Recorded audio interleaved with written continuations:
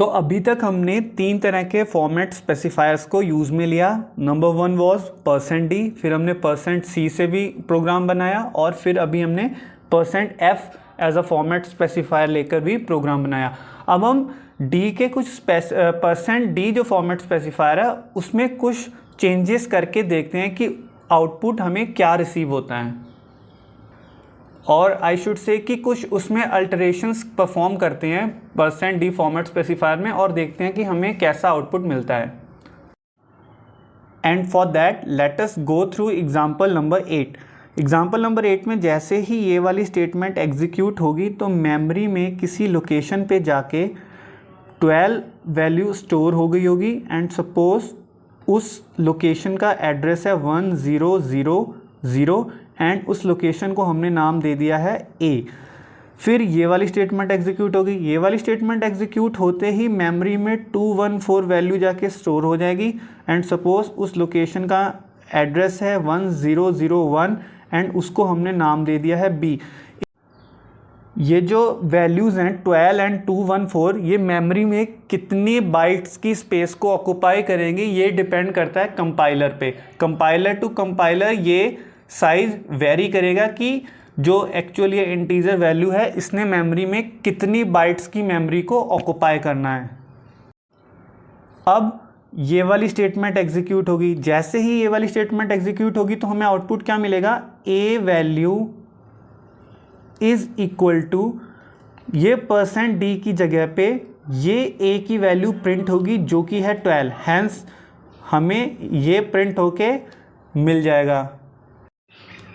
अब ये वाली स्टेटमेंट के एग्जीक्यूट होने के बाद ये वाली स्टेटमेंट एग्जीक्यूट होगी।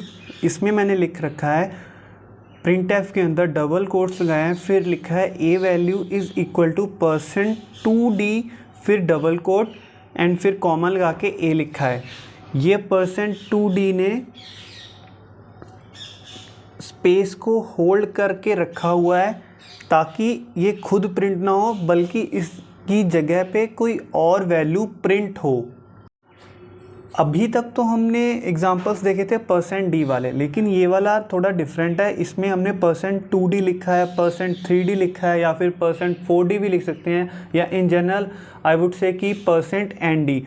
अब ये समझते हैं कि %2d का मतलब क्या है। %2d का मतलब है कि it will reserve the output console with 2 characters. मतलब चाहे आपका नंबर सिंगल डिजिट का है चाहे आपका नंबर डबल डिजिट का है, ये जो %2d है ये स्पेस रखेगा फॉर 2 कैरेक्टर्स, या फिर हम कह सकते हैं कि ये आउटपुट कंसोल को रिजर्व कर लेगा विद 2 कैरेक्टर्स। इसका सीधा सा मतलब है कि आपने 2 कैरेक्टर्स या फिर 2 डिजिट्स को कंसोल पर रिजर्व कर लिया। मतलब अगर आपका नंबर 2 डिजिट से कम भी होगा फिर भी ये जो %2d है उसको इस हिसाब से प्रिंट करवाएगा जैसे कि वो लगे कि वो एक 2 डिजिट का नंबर है। अब %2d के केस में मान लो अगर आपका नंबर 2 डिजिट का नहीं है, 1 डिजिट का नंबर है, लेकिन उसको प्रिंट तो वो एज अ 2 डिजिट का करवाएगा, तो उसके लिए वो क्या करेगा कि लेफ़्ट साइड पे एक स्पेस को इंक्लूड कर देगा। एंड %3d के केस में अगर आपका जो नंबर है वो सिंगल डिजिट का है तो उस केस में 2 स्पेसेस को on the left side include करेगा और फिर लास्ट में जो वो सिंगल डिजिट का नंबर होगा उसको प्रिंट करेगा। इसको हमें एग्जांपल्स की हेल्प से यहाँ पे देखते हैं। जैसे ही ये वाली स्टेटमेंट एग्जीक्यूट होगी %2d वाली, तो यहाँ पे आपको मिलेगा आउटपुट में A value is equal to यहाँ पे 2d है मतलब आपकी जो कंसोल है उस पर 2 कैरेक्टर्स या फिर 2 डिजिट्स रिजर्व हो गए, लेकिन यहाँ पर तो ऑलरेडी 2 डिजिट्स ही हैं A में, हैंस ये एज इट इज़ प्रिंट हो जाएगा।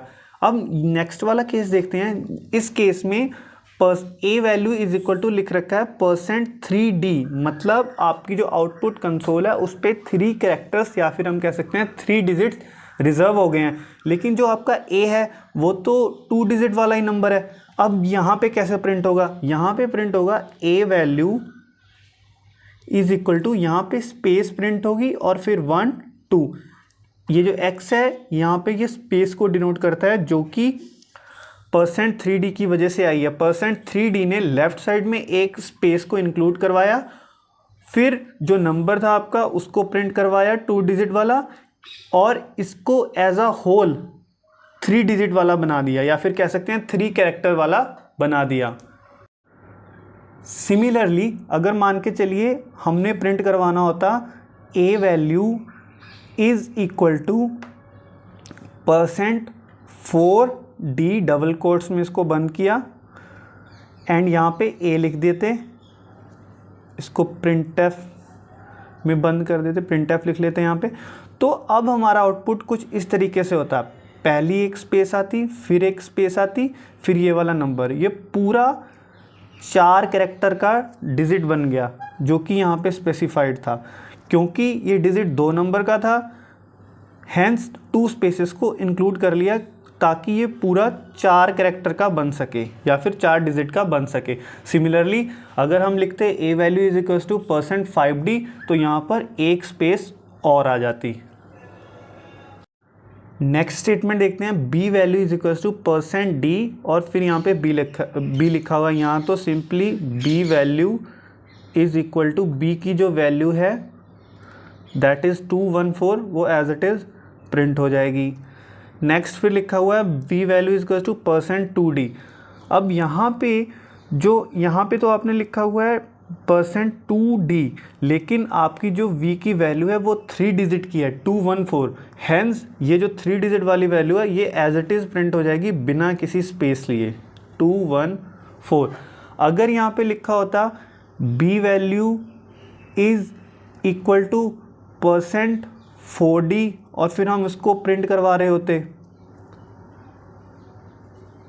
तो हमें जो आउटपुट मिलता वो कुछ इस तरीके से मिलता, X214। क्योंकि B 3 डिजिट का था, उसको बनना था 4 डिजिट का, क्योंकि कंसोल पे 4 कैरेक्टर्स की स्पेस रिजर्व ऑलरेडी हो गई थी।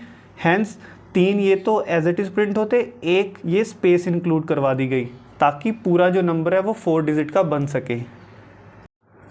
एंड सपोज अगर हमने वैल्यू प्रिंट करवानी होती v value is equal to %5d, तो हमें जो आउटपुट मिलता वो मिलता X214, क्योंकि 3 डिजिट का तो ऑलरेडी हमारा ये नंबर था ही, और बाद में ये क्योंकि यहाँ पे 5 लिखा है, 5 डिजिट का उसे पूरा बनाना था, हैंस उसको पूरे नंबर को 5 डिजिट का बनाने के लिए 2 स्पेसेस लेफ्ट साइड में इंक्लूड करा दी जाती हैं, एंड हमें आउटपुट में X214 मिलेगा। एक्चुअली हमें X214 नहीं मिलेगा, XX जो है जो X है वो स्पेस को डिनोट कर रहा है। X की जगह पे यहाँ जितनी भी जगह पे हमने X यूज़ किया वहाँ पे स्पेस आएगी। इस पूरे कॉन्सेप्ट को एक बार फिर से रिपीट करता हूँ मैं। अगर तो लिखा हुआ है %d, तो simply as it is number आपका रेंज में होगा तो प्रिंट हो जाएगा। लेकिन अगर लिख रखा है %nd, मतलब n ग्रेटर देन 1 है, अगर %2d है, %3d है, या फिर %4d एंड सो ऑन, तो उस केस में क्या होगा कि जितना %n है उतनी स्पेस कंसोल पे रिज़र्व हो जाएगी प्रिंट होने के लिए। और अगर तो आपका डिजिट उस n से छोटा है तो लेफ़्ट साइड में उतनी स्पेसेस इंक्लूड कर दी जाएंगी उसको पूरा एक n डिजिट वाला कैरेक्टर बनाने, n कैरेक्टर वाला नंबर बनाने में। एंड अगर जो आपका डिजिट है वो उस n से बड़ा है तो फिर कोई फ़र्क नहीं पड़ेगा, number as it is print हो जाएगा। एंड अगर इसी में हम जैसे 2d लिखा था या %3d लिखा था, 2 से पहले अगर हम माइनस का साइन लगा देंगे तो जो स्पेस होगी वो राइट साइड में इंक्लूड हो जाएगी। मतलब अगर मैंने लिखा हुआ है %-2d और प्रिंट करवाना है मैंने a वैल्यू, और सपोज़ कर लो a वैल्यू है 5, तो इसमें 5 यहाँ पे प्रिंट होगा और यहाँ पे एक स्पेस आ जाएगी, ये x स्पेस को डिनोट कर रहा है। अगर -3d होता तो 5xx, मतलब ये पूरा एज अ 3 कैरेक्टर्स का नंबर बन गया जिसमें कि 2 स्पेसेस थी, x और x स्पेस को डिनोट कर रहा है। अगर -4d होता और हमने a को प्रिंट करवाना होता तो 5 ऐसे ही प्रिंट होता, फिर उसके बाद x x x, ये जो x है ये स्पेस को डिनोट कर रहा है। नेक्स्ट एग्जांपल देखते हैं, एग्जांपल नंबर 10। ये वाली स्टेटमेंट जैसे ही एग्जीक्यूट होंगी तो मेमोरी में किसी लोकेशन पे जाके 56 स्टोर हो जाएगा एंड 531 स्टोर हो जाएगा। एंड सपोज 56 के स्टोर होने की लोकेशन है 1000 एंड 531 के स्टोर होने की लोकेशन है 1001। इसको हमने नाम दे दिया b एंड इसको नाम हमने दे दिया a and b, these are nothing but variables only. मैंने अपने वेरिएबल्स वाले लेक्चर में बताया था कि variables are nothing but the name given to the memory location. और इन अदर वर्ड्स हम कह सकते हैं कि वेरिएबल्स वो होते हैं जिनकी वैल्यू वेरी कर सकती है। So let's come back to this program. अब ये वाली स्टेटमेंट्स एग्जीक्यूट होने के बाद ये वाली स्टेटमेंट एग्जीक्यूट होगी। प्रिंटफ के अंदर मैंने लिख रखा है डबल कोट्स के अंदर the value of a is %03d। यहाँ पे 3 लिखने का मतलब कि मैंने अपनी कंसोल पे 3 डिजिट्स या फिर मैं कह सकता हूँ कि 3 कैरेक्टर्स के लिए स्पेस को रिज़र्व करवा लिया।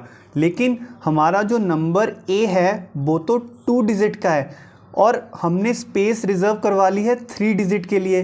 तो अब ये तीसरी डिजिट कहाँ से लाएं? पिछले केसेस में तो हमने देखा था कि जो थर्ड या फिर ऐसी अगर डिजिट्स रह जाती थी तो उनको हम स्पेस से इंक्लूड करवा लेते थे, मतलब उनके साथ में हम स्पेस अटैच कर देते थे।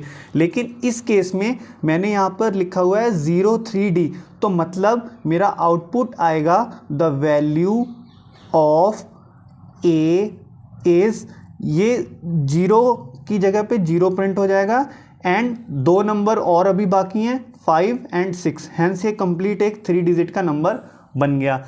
सिमिलरली ये वाले केस में यहाँ पे लिख रखा है the value of a is %07d, मतलब मैंने अपनी आउटपुट कंसोल पे 7 डिजिट्स या फिर 7 कैरेक्टर्स को रिज़र्व करवा लिया। लेकिन मेरा जो a है वो तो 2 डिजिट का है। अब 7 - 2, 5 और कैरेक्टर्स बचेंगे ना, वो कहाँ से लेके आएंगे? पिछले एग्जाम्पल में तो हमने स्पेसेस को इंक्लूड करवा लिया था, लेकिन इस केस में फिर से वही होगा कि ये जो 5 स्पेसेस या 5 जो डिजिट्स बच गए हैं या 5 कैरेक्टर्स जो बच गए हैं उनकी जगह पे हम 0 को प्रिंट करवा लेंगे। हैंस हमें आउटपुट मिलेगा the value of a is, ये वाला 0, 1 2 3 4 5 बार 0 प्रिंट होगा, फिर जो एक्चुअल नंबर था वो प्रिंट होगा। हैंस ये टोटल 7 डिजिट वाला बन गया, which actually was of 2 digit, लेकिन हमने यहाँ पे स्पेस 7 के लिए रिजर्व करवाई थी और हमने पूरे को एज अ 7 कैरेक्टर वाला नंबर प्रिंट करवा दिया। सिमिलरली अब ये वाले केस में will the value of a is, अब 8 डिजिट्स के लिए या फिर 8 कैरेक्टर्स के लिए हमने कंसोल पे जगह रिज़र्व करवा ली, लेकिन हमारा जो नंबर है 56 वो तो 2 डिजिट का है। अब बची 8 - 2 = 6 कैरेक्टर्स, वो कहाँ से लेके आए? वो कैरेक्टर्स हम ये 0 को प्रिंट करवा लेंगे। 0 0 0 4 5 6 बार 0 और उसके बाद एग्जैक्ट नंबर, हैंस ये पूरा नंबर 8 डिजिट का हो गया एंड हमने इसको प्रिंट करवा लिया। अब नेक्स्ट देखते हैं, ये वाली स्टेटमेंट एग्जीक्यूट होने के बाद ये वाली स्टेटमेंट की बारी आई। यहाँ पे हमने लिख रखा है कि the value of b is %02d। यहाँ पे हमने स्पेस तो रिजर्व करवाई है 2 डिजिट के लिए या फिर 2 कैरेक्टर्स के लिए, लेकिन हमारा जो b है वो 3 डिजिट का है। हैंस इस केस में 0 प्रिंट नहीं होगा, हमारा पूरा जो नंबर है वो 531 एज इट इज़ प्रिंट होगा। Means the value of b is 531, because हमने स्पेस 2 कैरेक्टर्स के लिए रिजर्व करवाई थी, लेकिन हमारा जो नंबर था वो 3 डिजिट का था। हैंस इसका कोई रोल नहीं रहा, जो नंबर एक्चुअल था वही प्रिंट हो गया 531। नेक्स्ट एग्जांपल देखते हैं, ये फ्लोटिंग पॉइंट वाला एग्जांपल है। फ्लोट x = 6.2 लिखते ही मेमोरी में किसी लोकेशन पे 6.2 जाकर स्टोर हो गया। सपोज कर लो उस लोकेशन का एड्रेस है 100 एंड उसका नाम हमने दिया है x। ये वाली स्टेटमेंट एग्जीक्यूट होने के बाद ये वाली स्टेटमेंट एग्जीक्यूट होगी, the value of x is, इससे प्रिंट होगा the value of x is. अब ये वाला %f फॉर्मेट जो स्पेसिफायर है ये खोजेगा कोई फ्लोटिंग वैल्यू, ताकि इसकी जगह पे वो वैल्यू प्रिंट हो सके। एंड वो वैल्यू इसको कहाँ से मिलेगी, वो वैल्यू इसको ये x नाम का वेरिएबल देगा।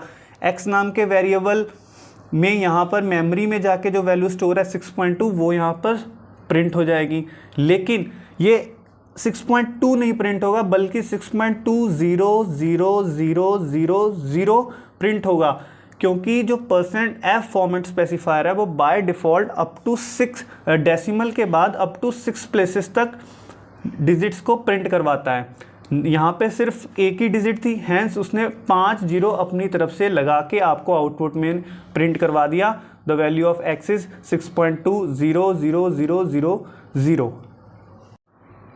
अब मान लीजिए आपके x की वैल्यू होती 6.245, तो आपको जो आउटपुट मिलता वो मिलता 6.245000, क्योंकि 3 प्लेसेस यहाँ पे नहीं थी, 3 डिजिट्स नहीं थे, तो उसने 3 जीरो अपनी तरफ से इंक्लूड करवा लिए ताकि जो डेसिमल के बाद है वो टोटल 6 प्लेसेस आ सकें।